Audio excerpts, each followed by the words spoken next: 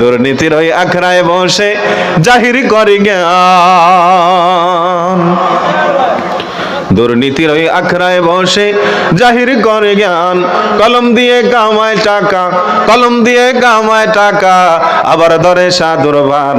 ওরা শিক্ষিত শয়তান, ওরা শিক্ষিত শয়তান, ওরা শিক্ষিত শয়তান, ওরা শিক্ষিত শয়তান। ওরা হলো দেশের লাগি মহামারীর মতো, পাইলে কলম ঠেকাইয়া চালায় ওরা নির্যাতন। আছে না নাই? ওরা হলো দেশের লাগি মহামারীর মতো, পাইলে কলম ঠেকাইয়া চালায় ওরা নির্যাতন। সুদের টাকায় ওদের বুড়ি, ঘুষের টাকায় ওদের বুড়ি হয়েছে টান টান।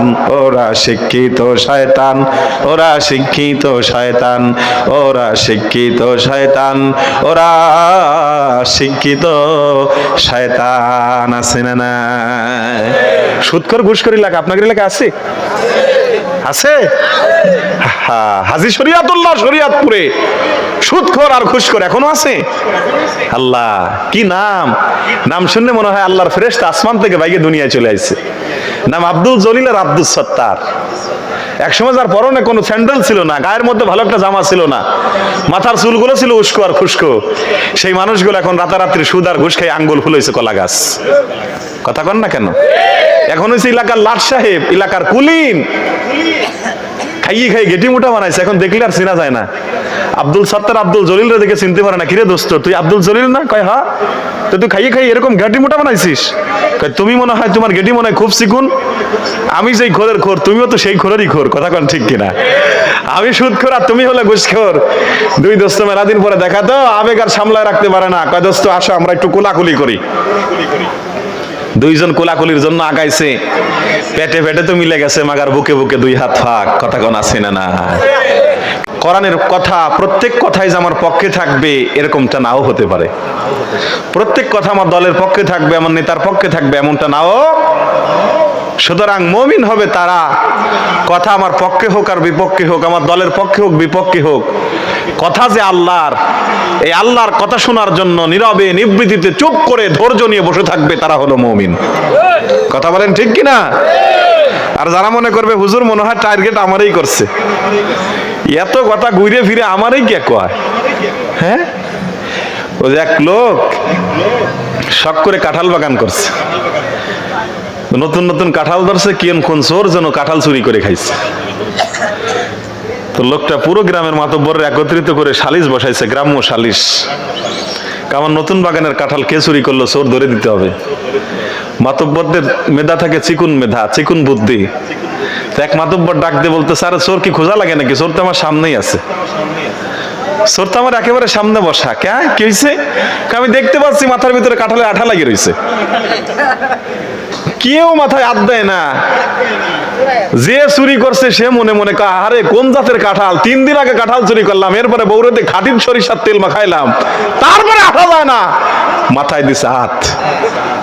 মাতব্বর কাছে ধরো রে, এটাই কাঁঠাল চুরি হচ্ছে। এখন কথা হলো, মনে মনে যে দুধ কলা খায় সেই কিন্তু চোর।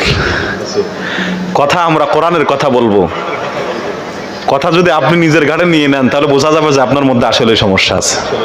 কথা কোন ঠিক কিনা ভাইরা আমার? আমি আলোচনা শুরু করার আগে আপনাদের কাছে একটু বিনয়ের সাথে বলতে চাই, ওয়াজ কি জিন্দা মানুষের জন্য না মুর্দা মানুষের জন্য? রব্বুল আলামিন বললেন, আল্লাহু ওয়ালিয়্যুল্লাযীনা আমানু ইখরিজুহুম মিনাজ-যুলুমাতি ইলান-নূর। হয় না আরো জোরে আল্লাহু আকবার।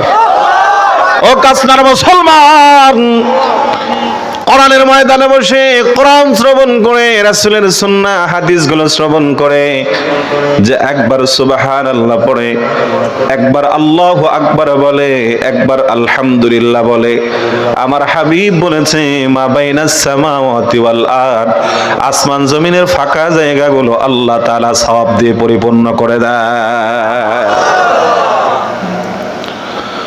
বর্তমান একবিংশ শতাব্দীর যুগে এসে বিজ্ঞান কত উন্নতি সাধন করেছে, মাটির বিজ্ঞান আজ চাঁদ পর্যন্ত পৌঁছেছে, কথা বলেন ঠিক কিনা? এই চাঁদ পর্যন্ত একদিন দুই দিনেই পৌঁছাতে পারে নাই। বিজ্ঞান তার ল্যাবরেটরিজের মধ্যে বসে 50 বছর গবেষণা করে তারা ক্ষিপ্ত গতির রকেট আবিষ্কার করে। আমেরিকার নাসার বৈজ্ঞানিকরা তারা স্পেস থেকে রকেট উৎক্ষেপণ করে চাঁদ পর্যন্ত পৌঁছেছে। কিন্তু আল্লাহর হাবিব বলেছে, দুনিয়ার উম্মতের দল, তোমাদের কাছে রকেট নাই, বিমান নাই, তোমরা চাঁদ পর্যন্ত পৌঁছতে পারবে না। কিন্তু আল্লাহর কোরআন শুনে যদি সুবহানাল্লাহ পড়ো, আলহামদুলিল্লাহ বলো, আল্লাহু আকবার বলো রে, মহান আল্লাহ রব্বুল আলামিন তার কুদরতি রকেট দিয়া, তার কুদরতি রকেট মানে ফেরেশতা নামক রকেট দিয়া তোমার এই আল্লাহু আকবারের আওয়াজগুলোকে ধুলক বুলক মারিয়া সপ্ত আসমান ছাড়িয়ে সরাসরি আল্লাহ তাআলার বাসভবন পর্যন্ত পৌঁছায় দেবে। ভাইরা আমার, আজকে 27 রজব, রাসূলের মিরাজ যেদিন হয়েছিল, যেই রাত্রে হয়েছিল, আজকের সেই রাত। যদিও আল্লাহর নবীর মিরাজ কোন বছর, কোন তারিখ, কোন মাসে হয়েছিল, এটা নিয়ে উলামায়ে কেরামের ইখতিলাফ আছে। উলামায়ে মুতাআখিরিন এদের মধ্যে বিস্তর মতবিরোধ, কিন্তু উলামায়ে জামহুর তারা বলেছেন আল্লাহর নবীর মিরাজ নবুয়তের 12তম বছরে রজব মাসের 27তম রাত্রে হয়েছিল। সুতরাং আজকের রাতটা সেই বরকতময় রাত, যেই রাত্রে আল্লাহর নবী বিশ্ব নবী মুহাম্মদুর রাসূলুল্লাহ মাটির পৃথিবী থেকে ধুলক বুলক ছাড়িয়ে সপ্ত আসমান মারিয়ে সরাসরি আমার আল্লাহর আরশ মহল্লায় প্রবেশ করেছে। বরকতময় রাত। অন্য দিনের মাহফিল আর আজকের মাহফিল এক না, কারণ আজকের রাতটাই দামি রাত। আমাদের উসুলের ভাষা একটা কথা আছে, কখনো মাকিনের কারণে মাকান দামি হয়, কখনো মাকানের কারণে মাকিন দামি হয়, মানে বস্তুর কারণে ব্যক্তি বা ব্যক্তির কারণে বস্তু দামি হয়। কখনো কখনো কোরআন আল কারীমের মাহফিলের কারণে ওই মাহফিলের রাতটা দামি হয়ে যায়। আর যেই রাতটা অটোমেটিক এমনিতেই দামি রাত, শবে মেরাজের রাত, ওই রাতটা তো নূরুন আলা নূর, কথা বলেন ঠিক কিনা? এই রাত্রে ওই সমস্ত কাবালপুটারা বাড়ি পড়ে থাকবে, দোকানপাট আর আড্ডাঘাট আর বাজারের মধ্যে থাকবে, যাদের আখিরাতের প্রতি কোনো ভক্তি নাই, শ্রদ্ধা নাই, ভালোবাসা নাই। ভাইরা আমার, আল্লাহ রাব্বুল আলামিন বললেন, গোলাম আল্লাহু ওয়ালিয়্যুল্লাযীনা আমানু ইখরিজুহুম মিনাজ যুলুমাত ইলান নূর। আল্লাহ হলেন ইমানদারদের বন্ধু, আর ইমানদারদেরকে আল্লাহ রাব্বুল আলামিন জাহান্নাম থেকে, অন্ধকার থেকে, জুলুমাত থেকে বের করে জান্নাতের দিকে, আলোর দিকে আর নূরের দিকে নিয়ে আসে। সুতরাং আমার যে সমস্ত মুসলমান ভাইরা, বাবাজিরা, পর্দার আড়াল থেকে মা বোনেরা, বিভিন্ন আড্ডা থেকে, মজমা থেকে, চায়ের দোকানে, ফুচকার দোকানে আর বেগানা নারীদের পিছনে ঘুরঘুর করা থেকে বিরত থেকে আল্লাহর কোরআনের মাহফিলে এসেছে, বোঝা যায় ওদের মাথার উপরে আল্লাহ তাআলার রহমতের হাত আছে। আর যারা এখনো পর্যন্ত মাহফিল আসে নাই, ইন্নাশ শাইতানা লাকুম আদুব্বুম মুবিন, শয়তান হলো আমাদের প্রকাশ্য শত্রু, কথা বলেন ঠিক কিনা? এই শয়তান আমাদেরকে কোরআনের মাহফিল থেকে দূরে সরায়া, কোরআনের মাহফিল থেকে বোলায়া বালায়া বিভিন্ন আড্ডার মধ্যে, মজমার মধ্যে আমাদেরকে রেখেছে গুনাহ কামায়ের করার জন্য। বোঝা যায় তাদের মাথার উপরে আল্লাহর হাত নাই, শয়তানের ছায়া আছে। ভাইরা আমার, বর্তমান আধুনিক জামানায় কিছু শয়তানের প্রেতাত্মা আছে যারা বলে, যুবকরা তোমরা কোরআনের মাহফিলে যেও না। ও বৃদ্ধরা তোমরা কোরআনের মাহফিলে যেও না, কারণ কোরআনের মাহফিলে গেলে নাকি মানুষ জঙ্গি হয়, মৌলবাদ হয়, মানুষ নাকি দেশদ্রোহী হয়ে যায়। মুসলমান ভাইরা আমার, বলেন তো দেখি আজ পর্যন্ত এমন কি একটা প্রমাণ আছে কোরআনের কারীমের মাহফিল শুনে কোনো মানুষ জঙ্গি হয়েছে, মৌলবাদ হয়েছে, এরকম কোনো প্রমাণ আছে?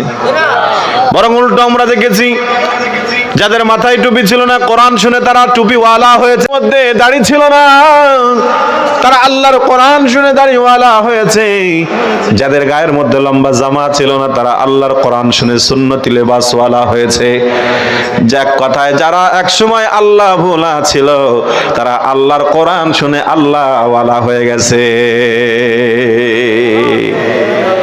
সুতরাং যে সমস্ত বুদ্ধিজীবীরা বলে কোরআনের মাহফিলে যেও না, কোরআন শুনলে মানুষ নষ্ট হয়ে যায়, গান বাজনা শুনলে নাকি যুবকরা ভালো হয়, সুশীল হয়, এ মুসলমান, আমি দাবি করে বলতে পারি গান বাজনা, জারি পালা, বিভিন্ন জারি গান, পালা গান আর বিচ্ছেদ গান শুনে যুবকরা ভালো হয় না, বরং উল্টো নষ্ট হয়ে যায়।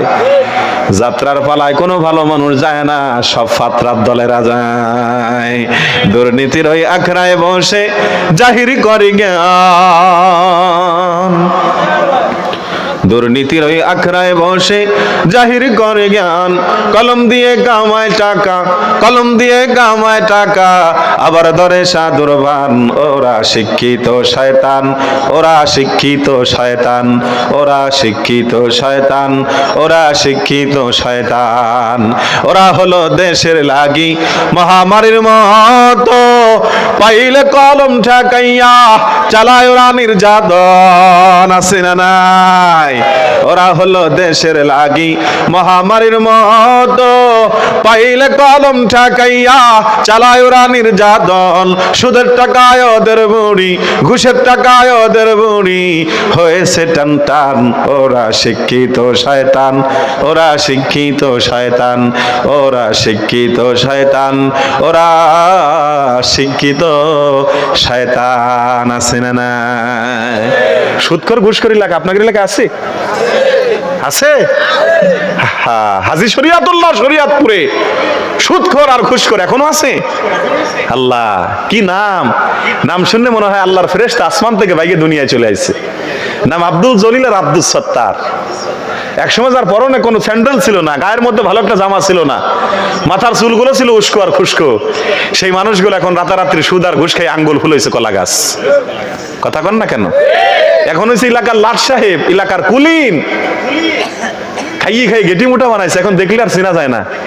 আব্দুল সত্তার আব্দুল জলিল রে দেখে চিনতে পারে না। কিরে দোস্ত, তুই আব্দুল জলিল না? কয় হ্যাঁ। তো তুই খাইয়ে খাই এরকম গেটি মোটা বানাইছিস? কয় তুমি মনে হয়, তোমার গেটি মনে হয় খুব চিকুন। আমি যেই খোরের খোর, তুমিও তো সেই খোরেরই খোর। কথা কন ঠিক কিনা? আমি সুদখোর আর তুমি হলে ঘুষখোর। দুই দোস্ত মেলা দিন পরে দেখা, তো আবেগ আর সামলায় রাখতে পারে না। কয় দোস্ত আসো আমরা একটু কোলাকুলি করি। দুইজন কোলাকুলির জন্য আগাইছে, পেটে পেটে তো মিলে গেছে, মাগার বুকে বুকে দুই হাত ফাঁক। কথা কোন আছে না না? কারণ পেট তো আর পেট না, পেট এখন উহুদ পাহাড়। কি পাহাড়? আরো জোরে কোন? আল্লাহ আর ওই সমস্ত বাজানদেরকে সুদ ঘুষ থেকে বিরত থাকার তৌফিক দান করুক। সকলে বলুন আমিন। আমরা কারো প্রতি ঘৃণা, কারো প্রতি বিদ্বেষ ছড়াই না। যারা এখনো পর্যন্ত এই সমস্ত হারাম কাজে লিপ্ত আছে, আপনি এগিয়ে আসেন, আপনার পায়ে হাত দিয়ে আমি বলতে চাই, বাজান এগুলো ভালো কাজ না, এগুলো থেকে ফিরে থাকেন, হালাল কামাই করেন, হালাল রুজি কামাই করেন। আল্লাহ তৌফিক দান করুক। আমিন কম। ভাইরা আমার, গভীর মনোযোগ দেন। তাহলে বলতেছিলাম, কোরআনুল কারীমের মাহফিলে যারা আসে তারা হলো আল্লাহ তাআলার গোলাম, আল্লাহ তাআলার খাস গোলাম।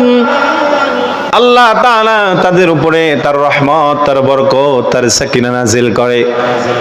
আর যারা আল্লাহর কোরআনের মাহফিল থেকে বিরত থাকে, দূরে থাকে, দূরে সরে রাখে, আল্লাহর কোরআনের মাহফিল যারা বিরোধিতা করে, যারা নিজেরাও মাহফিল আসে না, অন্যকে আসতে দেয় না, আবার মাঝে মাঝে এমন কিছু মানুষ দেখি কোরআনুল কারীমের মাহফিলে বাধা দেয়। আছে না নাই? কোরআনুল কারীমের মাহফিলে 144 জারি করে। এ মুসলমান, কোরআনের মাহফিলে যারা 144 জারি করে, কোরআনুল কারীমের মাহফিল থেকে মুফাসসিরের জবান থেকে যারা মাইক্রোফোন কেড়ে নেয়, বোঝা যায় এখনো পর্যন্ত আবু জাহেল, উতবা সাহেব আর প্রেতাত্মারা আছে।